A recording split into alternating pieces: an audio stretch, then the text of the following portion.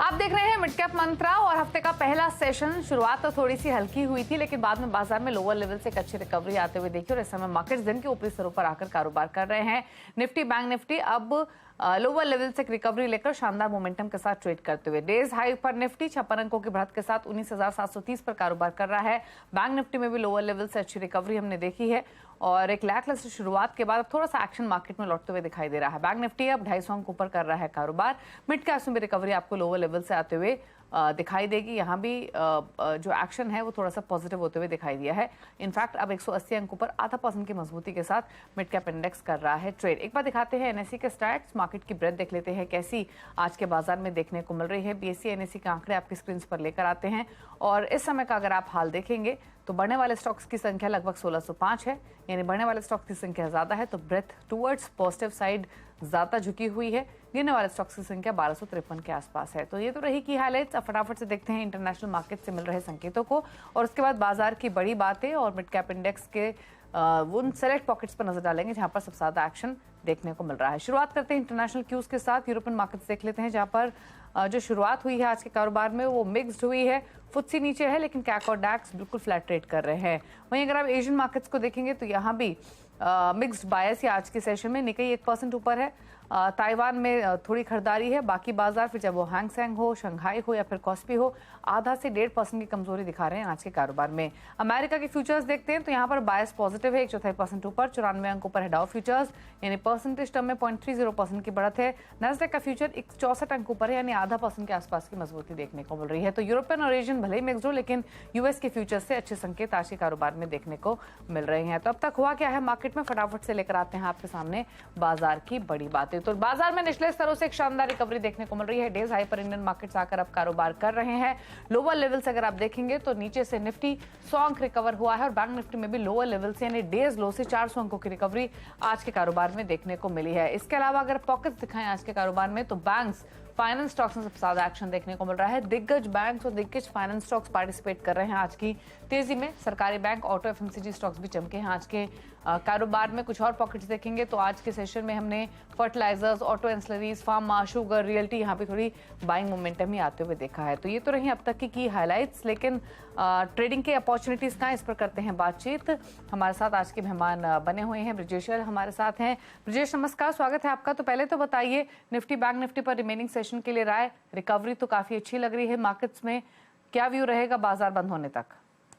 Good afternoon Deepali जी। तो मुझे लगता है कहीं ना कहीं मार्केट ने आज सपोर्ट लिया है। निफ्टी की अगर बात करें तो 50 दिन के मूविंग एवरेज पे जो 19,600 के करीब था, वहां से निफ्टी ने एक बार सपोर्ट लेके हम बाउंस बैक देख रहे हैं। तो बाउंस जो है वो मुझे लग रहा है 19,800 से 19,900 के करीब लगता है, क्योंकि बेसिकली हमने पहले एक लास्ट वीक में एक अच्छा खासा फॉल देखा था, उसका पुल बैक है।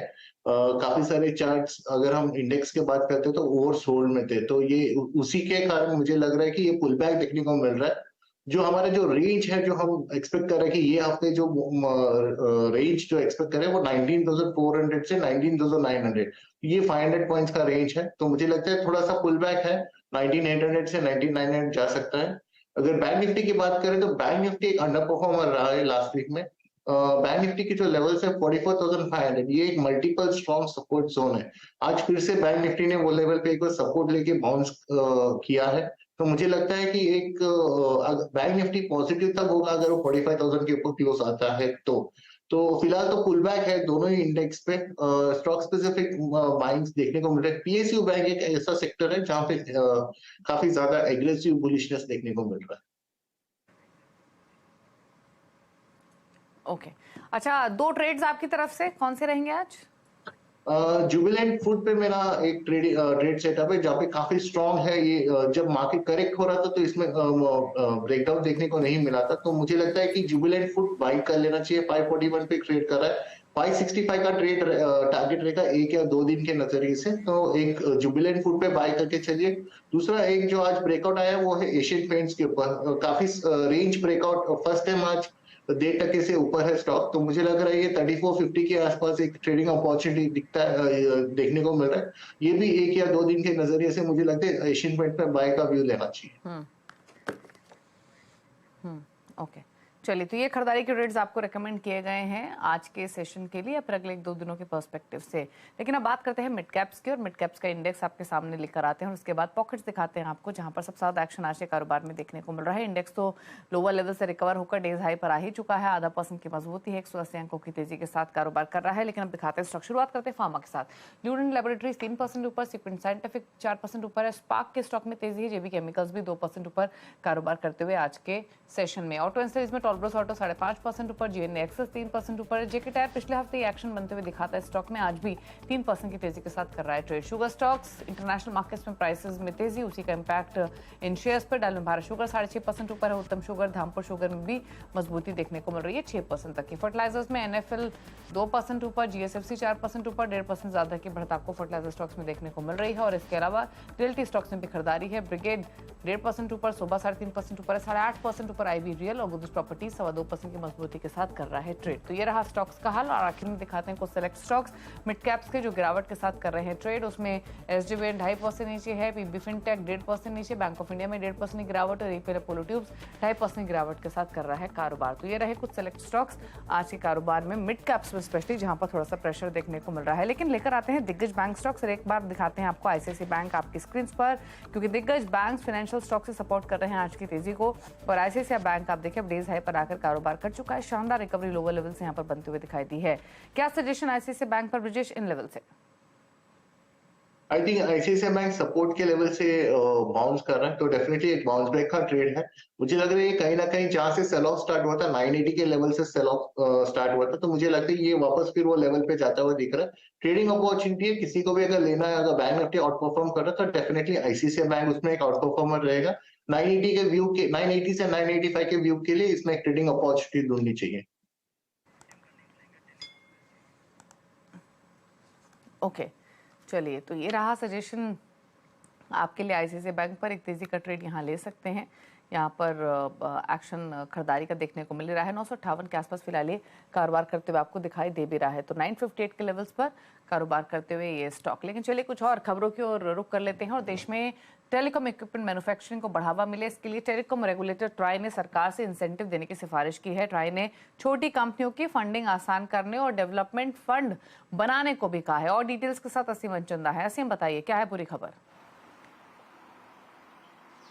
देखिए, देश में टेलीकॉम इक्विपमेंट प्रोडक्शन को बढ़ावा मिले, इसके लिए सरकार पीएलआई स्कीम लेकर के आई है, लेकिन टेलीकॉम रेगुलेटर ट्राई के खिलाफ मुताबिक ये काफी नहीं है। अगर टेलीकॉम के इक्विपमेंट प्रोडक्शन को बढ़ावा देना है तो आपको टेलीकॉम कंपनियों को इंसेंटिव देने होंगे। ये क्यों देने होंगे?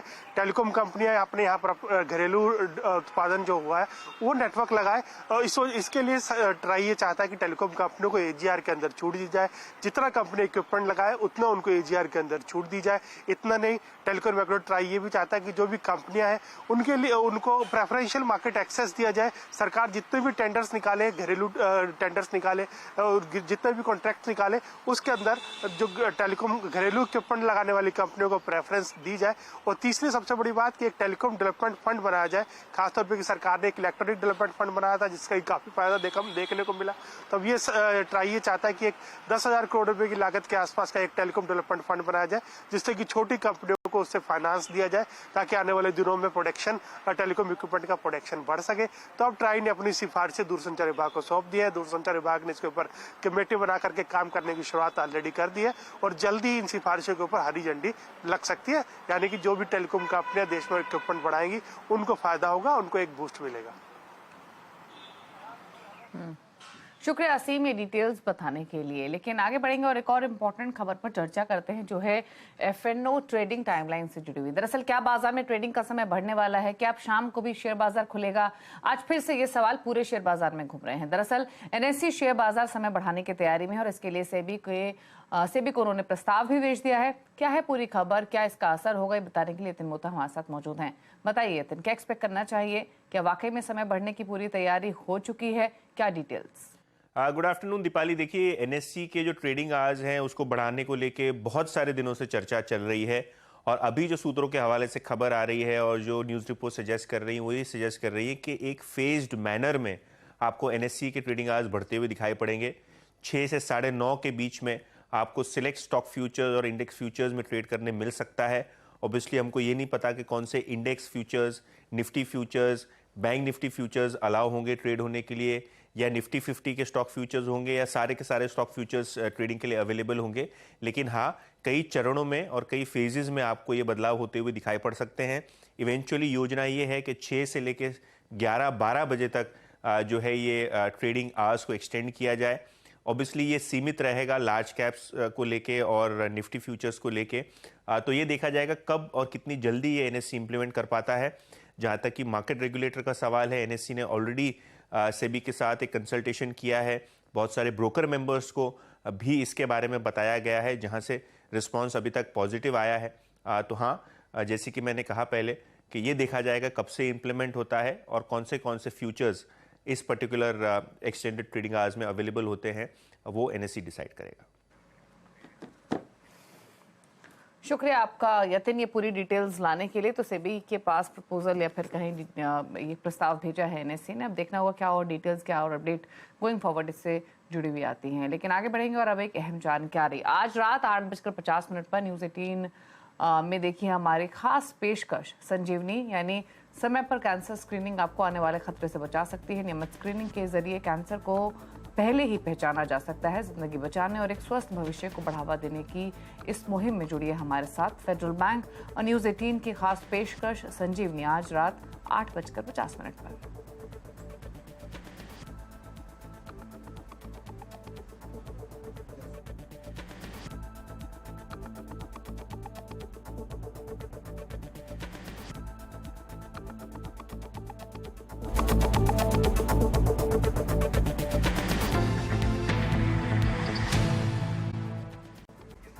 आप देख रहे हैं मिड कैप मंत्र। और किलर जीन्स की पेरेंट कंपनी केवल किरण क्लोथिंग ने बच्चों के लिए जूनियर किलर नाम से नया ब्रांड लॉन्च किया है। और बच्चों की धमाकेदार स्टेज परफॉर्मेंस के बीच ब्रांड एम्बेसडर बिपाशा बसु और अभिनेता करण सिंह ग्रोवर ने इसे लॉन्च किया।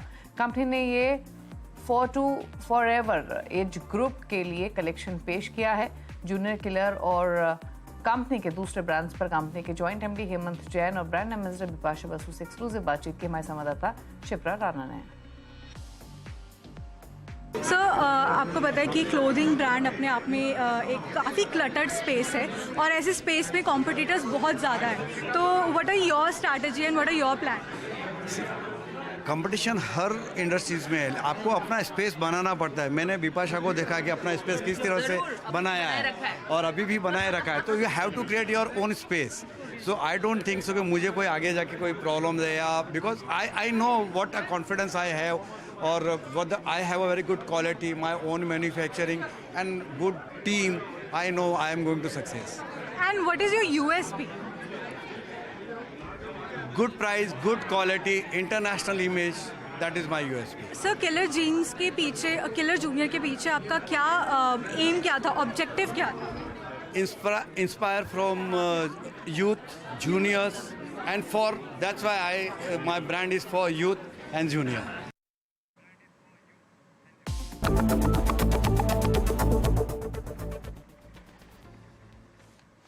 और आगे बढ़ेंगे और अब लेकर आते हैं करंट मूवमेंट का अपडेट। इस हफ्ते मंत्री फिनमार्ट करुण कुमार मंत्री 5पैसा.com के रुचि जैन व्रत फिनमार्ट के हरीश जुजारे के बीच मुकाबला चल रहा है। लेकर आते हैं अब तक के पोर्टफोलियो के अपडेट्स और रिटर्न की स्थिति। हालांकि आज पहला ही दिन है। सिप्लास एग्जिट के हैरो जितने 1182 के लेवल्स पर 1120 के हालांकि इनके टारगेट थे। ये सेल कॉल थी इनके पोर्टफोलियो से।